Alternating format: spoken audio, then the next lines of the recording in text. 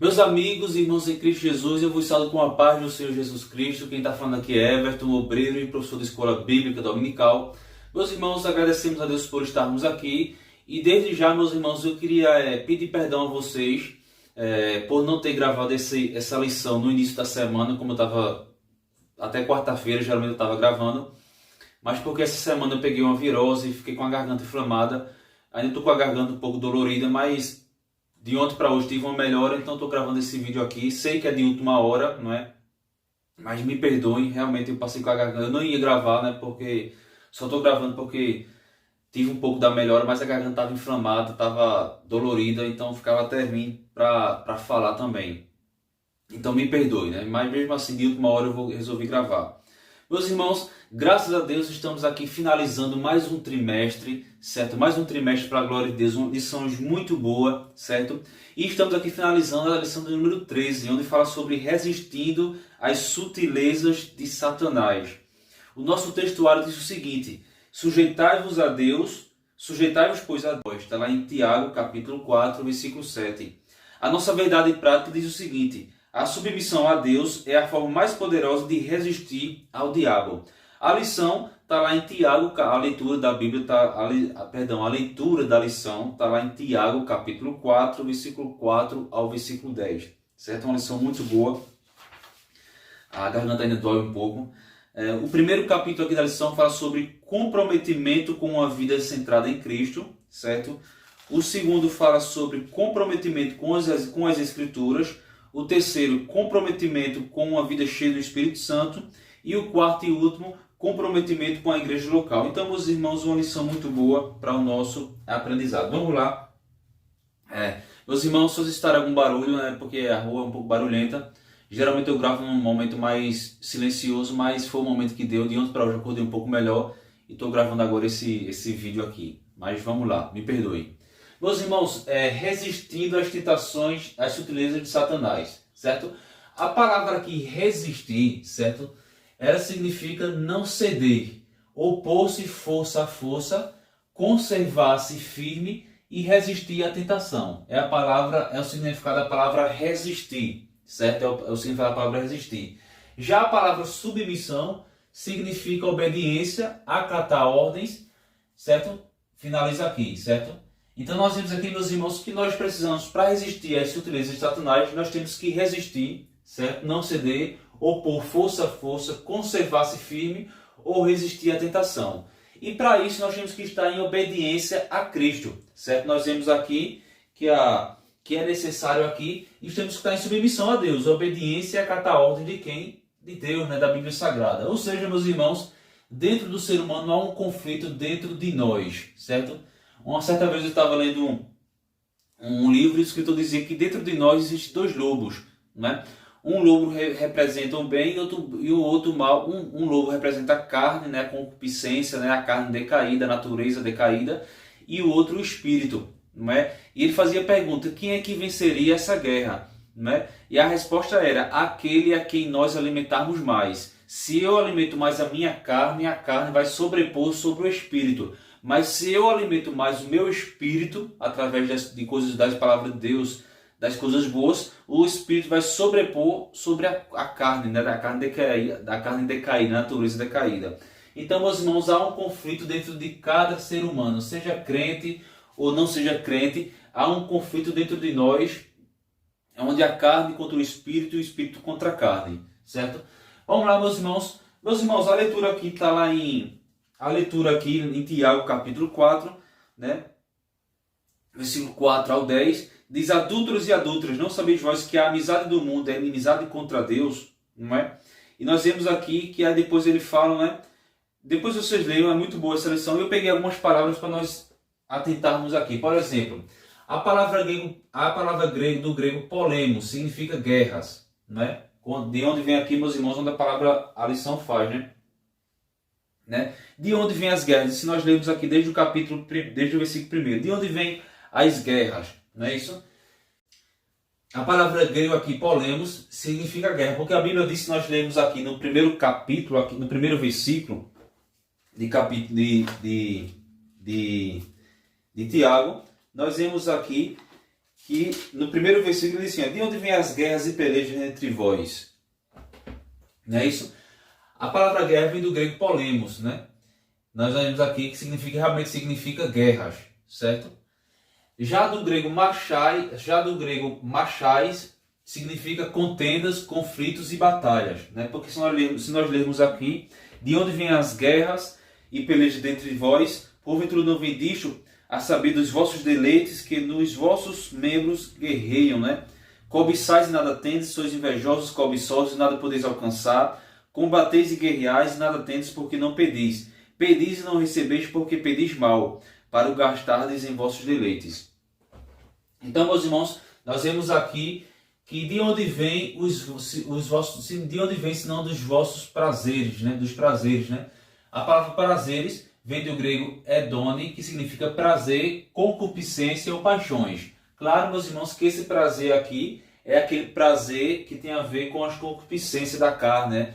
Com as paixões infames, porque tem os prazeres que é bom para a humanidade, né? Deus criou o ser humano e tem prazeres que vêm de Deus, né? Que são prazeres benéficos. Nesse caso, são os prazeres maléficos, certo? Maléficos, certo? Que aí tem a ver com a concupiscência da carne, adultério, né? Prostituição, as paixões infames. Então, meus irmãos, esses prazeres são os prazeres maléficos, mas existem também os prazeres benéficos que é bom para a humanidade, que é bom para o ser humano, certo? Então vamos lá, então tem a ver com a imoralidade, certo? A Bíblia também fala, a lição fala sobre cobiçais, que vem do grego epitomeo, né, que significa desejar, anelar por, certo? E a Bíblia diz aqui na lição, diz, não ameis o mundo, certo? Não ameis o mundo vem de cosmo, né? E que é do grego cosmo, certo?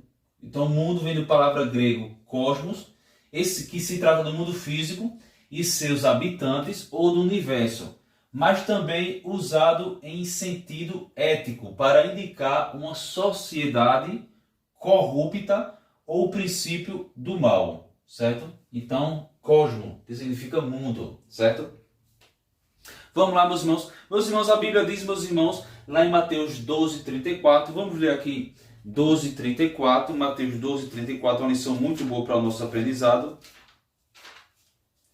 Certo? Mateus 12:34 diz o seguinte: raça de víboras, como podeis vós dizer coisas boas sendo maus? Pois do que há em abundância no coração, disso fala a boca. Ou seja, a boca confessa que o coração está cheio. Certo? Mateus 12:34. Por que eu estou falando isso, meus irmãos? E eu falei aqui, eu não sou muito bom de desenho, mas eu desenhei essas duas, como se fossem duas cabeças aqui do ser humano, porque, meus irmãos, no mundo antigo, certo? No mundo antigo, certo? Eu vou dizer aqui, esse pensamento de ideias que vinha do coração, certo? Dominava todo o mundo antigo, certo? Todo o mundo antigo. Então, esse pensamento de que as ideias, que os pensamentos vinham do coração, vinha da época da antiguidade, né? Não era somente um pensamento bíblico ali, até porque, de uma forma mais certa, quando falava assim, que o nosso coração seja bom, né? Que vem do coração onde vem os pensamentos bons e ruins, é porque o coração ele é um dos principais órgãos ali do corpo do ser humano, porque é onde bombeia sangue para todo o corpo, e ele fica no centro. Então, quando a Bíblia diz assim, olha, que os pensamentos vêm do coração, é porque vem do nosso íntimo, do nosso nosso interior, certo? Mas nós sabemos, meus irmãos, que todo pensamento, todas as ideias, tudo vem do nosso cérebro, certo? Então, por isso, por exemplo, vou dar um exemplo aqui. Os egípcios, por exemplo, eles acreditavam que os pensamentos e as ideias também vinham do coração. Quando o faraó morria, quando os egípcios ali importantes morriam ali, eles tiravam os órgãos, certo, de todo o corpo para fazer a técnica de mumificação, certo? E eles colocavam o coração dentro de um pote, certo? De um pote reservado somente para o coração, porque eles acreditavam que no pós-vida o coração ia ser pesado numa balança, certo? Se o coração fosse bom, se a pessoa fosse boa, ela teria um coração bom e o coração seria mais leve do que uma pena, certo? Porém, se a pessoa fosse ruim, se o seu coração fosse ruim, se os seus pensamentos, né, seus atos fossem ruins, o seu coração seria mais pesado do que uma pena e ele não iria usufruir além da vida após a morte, certo? Iriam para o tormento ali. Isso no mundo no Egito, né? E também na Bíblia fala que a boca fala do que o coração está cheio, mas tem a ver com o nosso interior, com o nosso mais íntimo, certo? Mas nós sabemos que as ideias, os pensamentos vêm do cérebro. Mas vamos lá, meus irmãos. Porque eu falei aqui 2 vezes aqui. Por exemplo, resistindo às sutilezas de Satanás. Como é que nós podemos resistir às sutilezas de Satanás? O primeiro passo, meus irmãos, é reconhecer quem Deus é, quem Cristo é, certo? A partir do momento que nos arrependermos, certo? E nós passarmos a modificar o nosso jeito de pensar, o nosso intento. Nós temos que fazer uma limpeza, começando por dentro, de dentro para fora, certo? Porque a Bíblia diz, meus irmãos, seguir a paz com todos e a santificação, sem a qual ninguém virá ao Senhor, certo? Santificação tem a ver com separado, ser separado do mundo, certo? Então, meus irmãos, essa separação do mundo tem a ver no campo das ideias, dos atos, dos pensamentos, certo? Mas vamos lá, meus irmãos. Por exemplo, uma pessoa que não tem Cristo como Salvador, uma pessoa mundana, certo? Uma pessoa mundana. Qual é o pensamento dele? Vamos imaginar que aqui é a cabeça do ser humano e aqui é o cérebro, certo? Qual será o pensamento dessa pessoa que não tem Cristo na sua vida? Qual será? Prazeres, pelejas, guerras, né? Porque a Bíblia diz que ai daqueles que acordam com o intento de fazer o mal, certo? Cobiça, certo? Inveja. A Bíblia diz que a inveja é a podridão dos ossos, certo? A Bíblia diz, meus irmãos, que pedis e nada tendes, porque cobiçais mal, pedis mal. Olha aqui, meus irmãos, homicídio, certo? Mentira. Então, tudo isso aqui e outras coisas fazem parte do pensamento de uma pessoa perversa, de uma pessoa que não tem Cristo na sua vida, certo? Então, esses pensamentos aqui, adultérios, né, prostituição, né, tudo isso fazem parte do pensamento do ser humano aqui que não tem Cristo na sua vida, né? Corrupção, certo? Então, tudo isso aqui, meus irmãos, fazem parte aqui do pensamento. Esses pensamentos, esses desejos fazem parte do pensamento do ser humano que não tem Cristo na sua vida. Porém, quem tem Cristo na sua vida, meus irmãos, não quer dizer de não ter nenhuma imperfeição. Mas a partir do momento que nós aceitamos Cristo, como diz lá em Gálatas capítulo 5, né, onde fala sobre as obras do Espírito. Vamos ler aqui, meus irmãos. Gálatas capítulo 5, certo? Gálatas capítulo 5. Gálatas capítulo 5 fala aqui das obras, mas o fruto do Espírito. Olha aqui, meus irmãos, quem recebe a Cristo, certo? Se arrepende e através da palavra de Deus ele ou ela busca ter uma vida centrada em Cristo, o seu pensamento já é mais diferente. Olha aqui, meus irmãos, o pensamento de uma pessoa mundana, certo? E um pensamento de uma pessoa que quer servir a Cristo, certo? Então, meus irmãos, vamos lá. Temperança, olha aqui, o que vai reinar na mente de uma pessoa que quer servir a Cristo? Temperança, mansidão, fé, paz, amor, perdão, arrependimento, bondade, benignidade. Olha aí, meus irmãos, fazer o bem ao próximo, incorruptibilidade, a incorrupção. Enquanto o mundo busca a corrupção, aqui nós teremos a incorrupção, né? Incorruptível.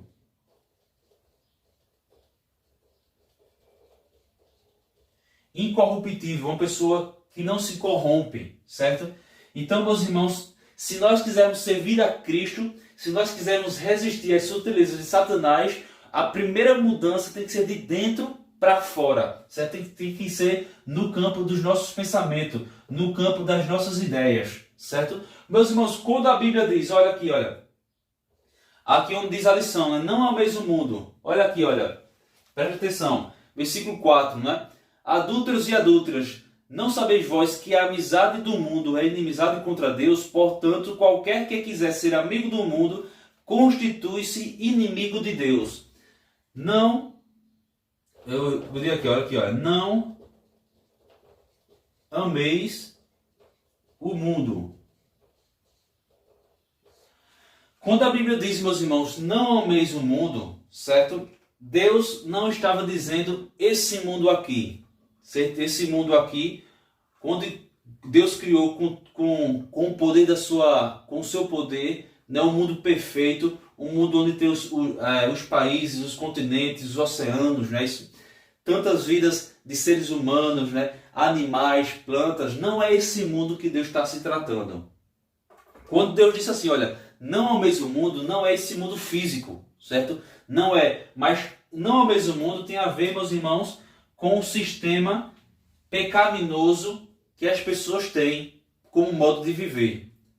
Porque, vou voltar a dizer, não ameis o mundo tem a ver com esse sistema corrupto das pessoas, que é de qualquer religião é boa, das pelejas, das guerras, dos adultérios, da cobiça, da inveja, do homicídio. Então, meus irmãos, quando Deus diz assim, olha, não ameis o mundo, tem a ver com isso aqui, olha, com esses pensamentos que vêm corromper o ser humano por dentro, certo? Então, porque todos esses pensamentos aqui corrompem o ser humano, certo? E leva ao pecado, porque tudo isso aqui é pecado, e a Bíblia diz que o salário do pecado é a morte. Mas nós, cristãos, todo ser humano no mundo que quiser herdar o reino dos céus, onde a própria Bíblia diz, Jesus diz, olha, eu sou o caminho, a verdade e a vida, nós temos que fazer uma limpeza dentro de nós. Deixarmos esse pensamento de lado e passar a alimentar o nosso espírito para que nós venhamos ter esses pensamentos aqui, meus irmãos. Temperança, mansidão, fé, paz, amor, perdão, arrependimento, bondade, ter um coração incorruptível, certo? Não aceitar suborno contra o pobre, ajudar os órfãos e viúvas. Então, meus irmãos, quando nós aceitamos Cristo na nossa vida, nós temos que, para resistir às sutilezas, para resistir aos ataques de Satanás, nós temos que ter um pensamento assim, baseado na Bíblia Sagrada. A Bíblia é o nosso manual de fé. Amém, meus irmãos? Vou parar por aqui e já iremos iniciar aqui a outra parte da lição. Paz do Senhor. Meus amigos e irmãos, agora voltando aqui na parte 2 aqui da lição. Meus irmãos, nós vemos aqui que nós vivíamos, né, até numa cultura judaica cristã, né? Isso nós vemos que a Bíblia, né, ela herdou os costumes ali judaicos, né, desde a época de Moisés, de Abraão, Moisés, né? Nós vemos ali. E com o cristianismo, né, passou a mudou algumas coisas. Então nós vivíamos na cultura judaica cristã, que tanto a cultura judaica como a cristã contribuíram muito para o mundo, né, principalmente nas leis, certo? Na ética, na moral, certo? Porém, meus irmãos, hoje em dia nós estamos vivendo aqui uma pós-modernidade, chamada de pós-modernidade. O que é uma pós-modernidade? É aquele conceito de que tudo é livre, certo? Que defende o aborto, defende o sexo livre, certo? A ideologia de gênero, casamento homoafetivo, certo? Então, nesse conceito pós-modernização, pós-modernidade, é um conceito que as pessoas querem viver livre, onde cada um é dono do seu próprio corpo e pode fazer o que quiserem, certo? Então, tem mais ou menos esse sentido. Então, nós vemos aqui, meus irmãos, olha aqui a importância. Quem não influencia será influenciado. Então, nós temos que influenciar, nós como igreja, temos que influenciar as pessoas, né, a humanidade. Então, meus irmãos, nós vemos aqui, eu errei o nome aqui, né? É hora. É um A aqui. É hora de levantarmos, certo? É hora de levantarmos a nossa bandeira. Né? Nós vemos aqui que Moisés disse que Deus era a sua bandeira. Então, meus irmãos, nós como igreja, nós temos que levantar a nossa bandeira, né? Deus é a nossa bandeira, né? A Bíblia é o nosso manual de fé e nós não podemos permitir que o mundo influencie o cristianismo, mas nós temos que influenciar o mundo com a Bíblia Sagrada. Então, meus irmãos, certo? Nós vemos aqui, meus irmãos, que esses ataques, né, no campo das ideias, de tudo isso, são ataques contra a igreja, né? Então nós vemos aqui que atacar a igreja é atacar Cristo, certo? Então nós vemos aqui o exemplo de Saulo, quando ele perseguia a igreja de Cristo, lá em Atos capítulo 9, versículo 1 ao 5, que no caminho de Damasco, quando ele estava perseguindo os cristãos, ele viu um feixe de luz cair no chão, perdeu a visão, e ele ouviu uma voz: Saulo, Saulo, por que me persegues? Isso foi quando ele perguntou quem era. Aqui é Jesus, a quem tu persegues. Então, perseguindo a igreja de Cristo, a igreja que busca o verdadeiro evangelho, que pratica o verdadeiro evangelho, é a mesma coisa para quem persegue essa igreja, está perseguindo a Cristo, meus irmãos. Eu não sei se vocês viram, mas aí no mundo gospel, né, começaram a compartilhar umas notícias aí dizendo que no México, né, um parlamentar, né, ele sugeriu criar uma lei, certo? Sugeriu criar uma lei para que a Bíblia fosse reinterpretada, né? Esse parlamentar, ele era trans, certo? Era uma pessoa trans, então ele sugeria a criação de uma lei ali no México para que a Bíblia fosse reinterpretada, para que ela não condenasse nem criticasse aqueles que pensassem diferente da Bíblia, né? Essa parlamentar, ou esse parlamentar, não lembro se era homem ou se era mulher, ele era uma pessoa trans, certo? Então veja aí, meus irmãos, tudo isso é cumprimento, né? Olha aqui, olha, muito cumprimento das últimas coisas. Nós estamos vivendo os últimos tempos, meus irmãos.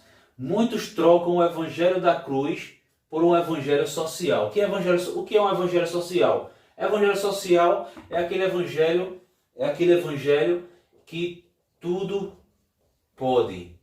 É aquele evangelho que tudo pode, né? Todos são aceitos. Todos são aceitos. É aquela panela que cabe tudo, menos o cristão verdadeiro. Amém, meus irmãos? Olha que vocês lembram, passou no jornal, eu estava assistindo o jornal um dia desse, essa semana, que a China e a Rússia, né, que são países comunistas, eles fizeram um acordo de colocar uma nova ordem mundial, né? Nós vemos que a China é o país mais populoso do mundo, com mais de 1 bilhão e 400 milhões de pessoas. Então eles sugeriram ali um com o outro, né, criar uma nova ordem mundial. Então, meus irmãos, estão criando uma nova Torre de Babel. Nós vemos aqui, meus irmãos, que essa nova ordem mundial é uma ordem que não é de acordo com a cultura judaico-cristã, mas é uma cultura baseada no que a maioria acredita. Ou seja, a verdade vai ser baseada no que a maioria determinar. Então, meus irmãos, nós temos que orar, né, pelos nossos políticos, nós temos que orar por essas pessoas que estão lá em Brasília, né, esses nossos políticos, porque eles que criam leis. Então, meus irmãos, nós devemos orar para que essas pessoas, né, tenham temor a Deus, né, criem leis dignas, baseadas na cultura judaica cristã, baseadas em observar, né, em preservar, né, a vida das pessoas. Né, isso. Então, meus irmãos, nós temos que orar. Né? Então, aqui, meus irmãos, que de uma forma que estão criando uma nova Torre de Babel. Né? Nós vemos que a primeira Torre de Babel era para que eles pudessem chegar aos céus e ser igual a Deus. Mas nós vemos aqui, meus irmãos, estão criando uma nova Torre de Babel com um pluralismo religioso, certo? Baseado no pluralismo religioso. Tudo é bom, tudo pode, toda religião é boa e todo caminho leva a Deus. Mas Jesus disse: eu sou o caminho, a verdade e a vida. Ninguém vem ao Pai a não ser por mim. Ninguém tem vida a não ser através de Cristo. Ninguém chega ao céu a não ser através de Cristo, meus irmãos, é o caminho. Então, meus irmãos, estão criando essa nova Torre de Babel. Mas que Deus tenha misericórdia. Meus irmãos, nós vemos aqui que essa expressão aqui, sola Escritura, que é do latim, significa somente as Escrituras. Então, meus irmãos, somente as Escrituras são dignas de crer em Deus, né? Somente as Escrituras são dignas de crença, né? A Bíblia é o nosso manual de fé. Então, meus irmãos, somente as Escrituras. Amém, meus irmãos?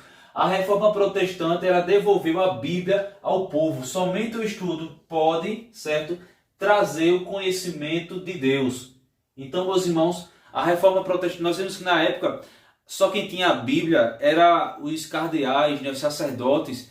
Após a Reforma Protestante, todos puderam ter a Bíblia ali em suas mãos, no seu idioma, que passou a ser traduzido para outros idiomas, e todos puderam ter o conhecimento de Deus, porque é através da Bíblia que nós temos o conhecimento de Deus. Amém, meus irmãos? É através da Bíblia que nós podemos ver, olha, que matar é errado, que roubar é errado. Então, é através da Bíblia que nós conhecemos, meus irmãos, sobre a moral, certo? A moral e ética, certo? Que a Bíblia nos ensina. Amém, meus irmãos? Vamos lá. A Bíblia como um livro divino, certo? A Bíblia como um livro divino que foi escrito por homens, mas inspirado por Deus, certo? As doutrinas morais bíblicas não têm data de validade, serve para qualquer época. As doutrinas, certo? Morais bíblicas não têm data de validade. Amém, meus irmãos?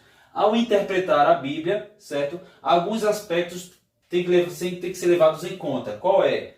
A natural, certo? Nós vemos aqui a espiritual e a moral, certo? A espiritual porque trata da nossa espiritualidade, ou seja, da nossa comunhão para com Deus.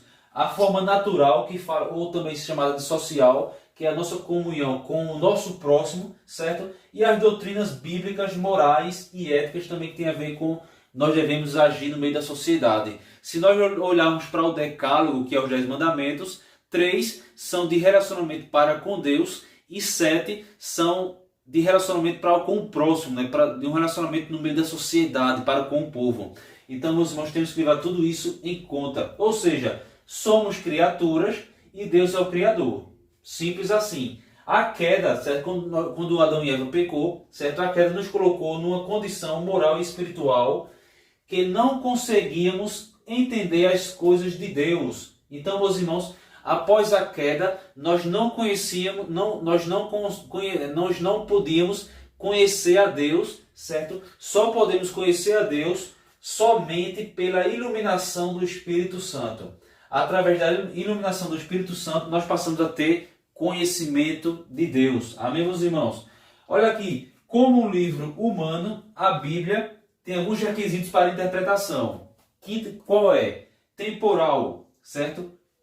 Nós vemos aqui que algumas passagens são temporais. O que significa isso? Que eram para aquele tempo, certo? Nós vemos aqui algumas passagens, não todas, algumas passagens. Nós vemos aqui. Então, meus irmãos, ao estudar a Bíblia, nós temos que olhar todo o contexto. Nós não podemos pegar. Deus ele é atemporal, que o tempo não tem efeito sobre Deus, né? As leis bíblicas, elas são atemporais. As doutrinas bíblicas que falam da doutrina, da ética, da moral, né? São atemporais, porém aqui fala temporal, que era algumas citações ali para aquela época, né? Por exemplo, nós vemos aqui, meus irmãos, que muitas pessoas criticam ali no Antigo Testamento que tudo era resolvido na guerra, porque era a mentalidade daquelas pessoas na época, que tudo só era resolvido, uma nação via guerrear contra a nação, e eles tinham na mente de que a nação que vencesse a outra nação, o seu Deus era maior.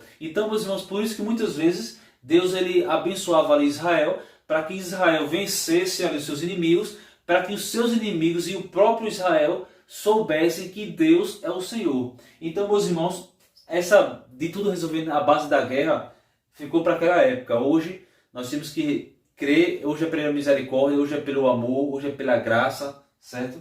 Então, meus irmãos, contextual, nós não podemos interpretar a Bíblia baseada em alguns versículos. Nós temos que estudar todo o contexto, certo?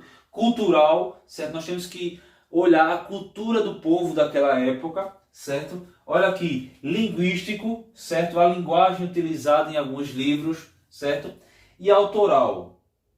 Nós vemos ali que tanto alguns evangelhos, nós vemos aqui que os evangelhos, Mateus escreveu, o seu público-alvo era para os judeus. Nós vemos aqui que Lucas era para os gregos, né? Marcos para os romanos, certo? Então, meus irmãos, e o autor ali, nós temos que ver qual era o contexto que o autor vivia ali naquela época. Então tem tudo isso, certo? Ou seja, meus irmãos, os autores bíblicos viveram em outro contexto, certo? Em outra cultura e em outra linguagem, escreveriam utilizando outra linguagem. Mas, meus irmãos, isso não quer dizer que a Bíblia perdeu o seu valor. Não, a Bíblia ela sempre vai ter o seu valor, glória a Deus. Nós vemos aqui principalmente o Novo Testamento e muitas coisas, muitas doutrinas morais e espirituais do Antigo Testamento ainda estão valendo, certo? Nós vemos aqui, se nós estudarmos o Decálogo, né, não adorar outros deuses, tudo isso vale ainda, meus irmãos. A única que não foi, podemos assim dizer, incentivada por Cristo foi a guarda do sábado ali no Decálogo. Mas nós vemos aqui, meus irmãos, que nós necessitamos da palavra de Deus todos os dias para que nós não venhamos cair em tentação. Paz do Senhor, já vou terminar essa outra parte aqui e já iremos iniciar outra parte aqui da lição. Paz do Senhor. Meus amigos, voltando agora na última parte aqui da lição, meus irmãos, para resistirmos, certo? Para resistirmos às sutilezas de Satanás, só é possível tendo uma vida cheia do Espírito Santo, certo? Só é possível resistir às sutilezas de Satanás tendo uma vida cheia do Espírito Santo, certo? Ou seja, como nós vemos as coisas afeta a nossa forma de viver e também a forma como nós cremos, certo? Então, meus irmãos, nós temos que ter um olhar de fé, certo? Nós temos que ter um olhar de fé, um olhar de que Deus está olhando por nós. Amém, meus irmãos? Olha aqui, na história, por que isso? Que como nós vemos afeta a forma de nós vivemos. Porque, meus irmãos, tem pessoas que andam sem fé. Tem pessoas que tudo para ele é difícil. Tem pessoas que tudo para ele é impossível. Tem pessoas que tudo para ele que tudo é normal, né? Tem pessoas que acham que toda religião leva a Deus. Tem pessoas que dizem que Deus não vive. Nós estamos aí, meus irmãos, num mundo globalizado, né? Então, nós temos que... Por isso, meus irmãos, que a Bíblia diz que a fé vem pelo ouvir e ouvir a palavra de Deus. Porque a forma que nós vemos as coisas, certo, afeta a nossa forma de viver e também a forma como nós cremos. Por isso, meus irmãos, que nós temos que nos alimentar da palavra de Deus, da Bíblia Sagrada, certo? Para que nós não venhamos cair nas sutilezas de Satanás. Olha aqui, na história da igreja, certo, se formaram duas tradições. A primeira, a chamada cessacionista, que eles não creem na atualidade dos carismas, certo? Carisma pode ser traduzido como dons espirituais, certo? Dons espirituais, certo? Isso é o primeiro grupo. Eles acreditam que os dons ficaram na época dos apóstolos. E tem o grupo chamado pentecostal carismática, né? Que, na verdade, esses sensacionistas, meus irmãos, eles quem mais as igrejas tradicionais, as igrejas evangélicas tradicionais, eles estão mais nesse grupo aqui. Eles acreditam que os dons espirituais ficaram na época dos apóstolos, certo? E tem o pentecostal carismático que defende a atualidade dos dons espirituais, certo? Até o final do século XIX, se acreditava que os dons ficaram no passado, certo? Ficaram na época dos apóstolos. No século V, certo? Agostinho de Hipona, certo? Ele dizia que o Espírito Santo era vital na santidade do crente, mas os dons espirituais ficaram na época dos apóstolos, certo? Então Agostinho de Hipona, ele afirmava que o Espírito Santo tinha um papel vital na santidade dos crentes, porém os dons espirituais ficaram na época dos apóstolos, certo? Já o pentecostalismo celebra o ressurgimento da espiritualidade primitiva. Que espiritualidade é essa? A busca dos dons espirituais, certo? Vou botar aqui, olha, busca dos dons espirituais, certo? Deus, ou seja, Deus é conhecido e vivenciado como uma realidade pessoal, transformadora e viva. Amém, meus irmãos? Então, se nós crermos, né, a própria Bíblia diz lá em Marcos, né? E estes sinais seguirão os que crerem, né? Em meu nome expulsarão demônios, em meu nome falarão novas línguas, certo? Em meu nome ensinarão a Bíblia Sagrada. Agora eu estou botando as minhas palavras. Em nome de Jesus nós podemos fazer qualquer coisa que é possível, né? Que os apóstolos fizeram, expulsar demônios, né? Falar novos idiomas, certo? Ter o dom de ensinar, ter o dom de pregar, ter o dom de cuidar, ter o dom de amar. Então, meus irmãos, existem muitos dons, certo? O dom de profetizar, certo? Olha aqui. Agora, compromisso com a igreja local, certo? Nós vemos aqui ter uma vida cheia do Espírito Santo, que é fundamental para nós resistirmos às ciladas do inimigo, certo? E também temos compromisso com a igreja local. Nós vemos aqui, meus irmãos, que cresce muito o número de protestantes no Brasil, certo? O número de protestantes. Nós vemos aqui que eu acho que até eu não sei se até 2030 ou até 2040, mais ou menos assim, ou até 2050, mais ou menos isso aí. Uma pesquisa feita diz que o número de cristãos protestantes vai superar o de cristãos católicos aqui no Brasil. Lembrando que o Brasil é o país que tem o maior número de cristãos em todo o mundo, certo? Então, meus irmãos, nós vivemos em um país majoritariamente cristão. Por isso, meus irmãos, que nós temos que fazer valer a nossa fé na Bíblia Sagrada e que essa fé também alcance outros países. Nós temos que dizer não ao comunismo, né?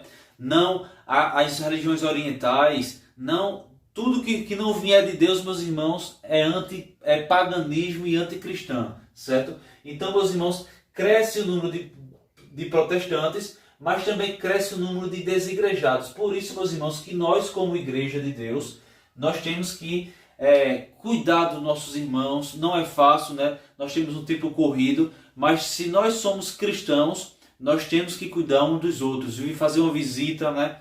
Orar, certo? Ensinar. Então, meus irmãos, tudo isso tem um papel, né? Então, nós precisamos agir como igreja, certo? Lembrando que igreja não é templo, certo? Templo é um lugar feito por paredes, né? Um lugar arquitetônico que os santos se reúnem para adorar a Deus. A igreja somos nós somos a igreja, membros do corpo de Cristo, certo?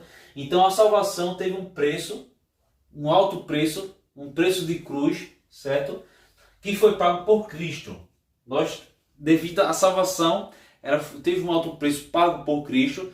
Nós recebemos a salvação, mas, meus irmãos, de graça, mas o preço do discipulado, quem é que tem que pagar somos nós. Nós temos que pagar o preço do discipulado, né? O preço da obediência, o preço de falar a verdade, o preço de praticar o correto, o preço de não se corromper, certo? O preço de dizer não ao errado. Então esse preço que tem que pagar somos nós. É por esse preço que Jesus disse, olha, bem-aventurados sois vós, quando vós forem perseguidos por causa do meu nome, por causa da justiça. Então, meus irmãos, é esse preço que nós temos que pagar. Dizer não ao errado, dizer não àquilo que é corruptível. Amém, meus irmãos? E para finalizar, nós temos a natureza do chamado. Nós temos que ter a natureza do chamado, né? Que nós somos chamados. A Bíblia diz que muitos são chamados, mas poucos escolhidos. Porque todos aqueles que são chamados, meus irmãos, ele tem que seguir esses requisitos. Que requisitos são? Aceitar de forma consciente, né? Marcos capítulo 1, versículo 15. Vamos ler aqui Marcos capítulo 1. Marcos capítulo 1, versículo 15. Diz o seguinte, olha. Diz, o tempo está cumprido e o reino de Deus está próximo. Arrependei-vos e crede no Evangelho. Então nós temos que crer de forma consciente, certo? Vamos lá, olha aqui, começar tudo de novo, né? João capítulo 3, versículo 3 ao 8, né? Em verdade vos digo que aquele que não nascer de novo não pode herdar o reino dos céus. Fala de começar tudo de novo, amém, meus irmãos? Tudo de novo de uma forma diferente da que nós acreditávamos, da que nós vivíamos, certo? Porque nós estávamos debaixo do pecado, mas agora somos chamados para a luz. Compromisso com o reino, Lucas capítulo 9, certo? Lucas capítulo 9, versículo 60, diz o seguinte, 60, mas Jesus lhes observou, deixa os mortos e o enterrar os seus próprios mortos, porém tu vem anunciar o reino de Deus, certo? Olha aqui, não podemos recuar, Lucas 9, 62, e Jesus lhe disse, ninguém que lança mão no arado e olha para trás é apto para o reino de Deus. Nós não podemos recuar, certo? Nós somos soldados do exército de Cristo, certo? E nós temos que ter dedicação. Mateus capítulo 13, certo? Mateus capítulo 13, versículo 44, diz o seguinte, olha, também o reino dos céus é semelhante a um tesouro escondido no campo, que um homem achou e escondeu, e pelo gozo que dele vai e vende tudo quanto tem e compra aquele campo. Outro, o reino de Deus, o reino dos céus é semelhante ao homem negociante que busca por boas pérolas. E encontrando uma pérola de grande valor, foi, vendeu tudo quanto tinha e comprou-a. Então, meus irmãos, é como alguém que acha uma pedra preciosa. Ele faz de tudo para adquirir aquela pedra preciosa. Assim é ter dedicação com o reino dos céus. Então, meus irmãos, para resistirmos às sutilezas de Satanás, nós temos que estar em conexão, certo? Conexão com a palavra de Deus. Nós temos que estar conectados. Nós temos que estar sendo submissos à palavra de Deus. Nós temos que estar, como é que eu posso dizer aqui? Nós temos que ter o compromisso, certo? Com a palavra de Deus, compromisso com a igreja local, certo? Nós temos aqui, meus irmãos, que aceitar de forma consciente o reino dos céus. Então, meus irmãos, e o preço do discipulado que temos que pagar somos nós. Então, meus irmãos, é necessário nós se esforçarmos para obedecermos a palavra de Deus. Lembrando, nós já falei, vou repetir, nós só vencemos ao nosso inimigo, certo? Se nós recorrermos a Deus. E nós só teremos conhecimento da palavra de Deus, do conhecimento de Deus, através da Bíblia Sagrada. Não existe outro caminho. A salvação é para todas as pessoas do mundo. Porém, o caminho é Cristo. Certo? Fora de Cristo não há salvação. Amém, meus irmãos? Vou parar por aqui. Paz do Senhor. Mais uma vez, quero pedir perdão. Não consegui gravar a lição durante a semana porque adoeci, fiquei com a garganta inflamada. Mas me perdoe, em nome de Jesus Cristo, que nós possamos ter uma ótima semana na presença de Deus. Paz do Senhor.